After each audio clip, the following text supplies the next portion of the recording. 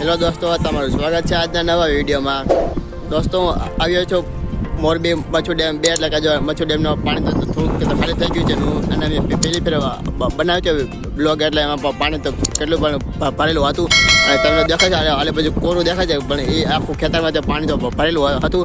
અને અત્યારે જો પાણી તો ઘણું બધું તો થઈ ગયું છે ખાલી. અને આના તમને દેખાય છે કે મચ્છુ ડેમ એટલે જોઈ લો પણ બોલે, અને ઘણું બધું પાણી તો ખાલી થઈ ગયું ખેતરમાં. તો બંને બાજુ તો પાણી છે ઘણું બધું તો થઈ ગયું છે ખાલી. અને હું તો માછલીઓ પકડીશ અને લાવ્યો છું બાઉલ, એટલે બાઉલમાં હું તમને બતાવીશ. અને બાઉલ તો જોયું છે એટલે હું બતાવશું બાઉલ, અને બાઉલમાં માછલીઓ પકડીશ અને આપણે તો સારી દેખાય એટલા માટે લાવ્યો છો બાઉલ. અને હું તમને બાઉલ તો બતાવું છું. અને આ જો લાવ્યો છો બાઉલ, એટલે આમાં જો આપણે સારી દેખાશે બધી માછલીઓ દેખાશે, અને એટલા માટે લાવ્યો છું. ને હવે તો બધી માછલી તો પકડું છું, ને આપણે જોઈશું કે કઈ તો માછલી છે.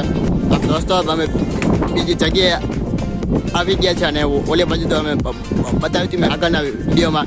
અને કેમ કે એલી બાજુ ઘણી બધી જોઈ હતી, પાણી ખાલી હતું અને માછલીઓ હતી નહીં માછલીઓ. અને અમે તો જોઈએ બીજી જગ્યાએ આવ્યા છે ને પાણી પણ ખાલી છે. અને થિયેટર આપણે દેખાય છે મંદિર, એટલે મંદિર દેખાય છે ત્યાં જવાનું છે. અને ત્યાં ઘણું બધું પાણી છે, અને ત્યાં અમે માછલીઓ છે મને એવું લાગે છે. તો અહીંયા તો ત્યાં તો અમે જાય છીએ. દોસ્તો, અમે આવી ગયા છે મંદિરે, અને ઘણું બધું તો પાણી આપણે દેખાય છે. અને જો આગળ જવાનું છે, આગળ જઈશું અને ઘણું બધું પાણી તો ભર્યું છે. અને જો પથ્થર દેખાય છે, પથ્થરથી ત્યાંથી તો જવાનું છે, ત્યાંથી તમે તો જઈશું. અને પાણી આપણે જો ઘણું બધું તો દેખાય છે. હવે તો અહીંયા જઈશું મંદિર પાસે, અને ત્યાંથી તો આપણે જોશું. તો હવે કે છે મેં આગળ અને જોઈ લો તો ઘણું બધું તો પાણી ભરેલું છે. જો આગળ તો પાણી અહીંયા જઈશું ને આગળ અમને મંદિરની પાસે નહીં જાય. અને કેમ કે જો તો ઘણું બધું તો પાણી તો ભર્યું છે.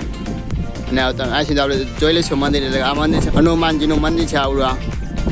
આ દેવ પર હનુમાનજીનું મંદિર, અને ઉપર જો આપણે તો દેખાય છે ધારેલા પાણી તો તાર દેખાય છે.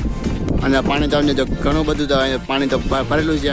અને આની અંદર તો ઘણી બધી તો હશે માછલી મોટી પણ હશે જ. આટલું બધું પાણી ભર્યું હોય એટલે માછલી તો હોય જ, મોટી તો માછલી હશે. તો હવે તો કિનારે તો જોઈશું કે માછલી દેખાય છે કે નથી દેખાય કિનારે. કેમ કે આ ઘાસ હોય, ઘાસ છે, પથ્થર હોય, એટલે પથ્થરમાં આપણે નાનકડી માછલીને દેખાય બચા. આપણે તો જોઈશું. ઘણું બધું તો ભર્યું છે પાણી, દેખાતી નથી માછલીઓ. આજે બાઉલમાંથી તો ભલાશું પાણી. એટલે જો મેં શંખ ગોત્યા છે, એટલે શંખને હું બતાવશું ને કેવા કે મેં શંખ ગોત્યા છે.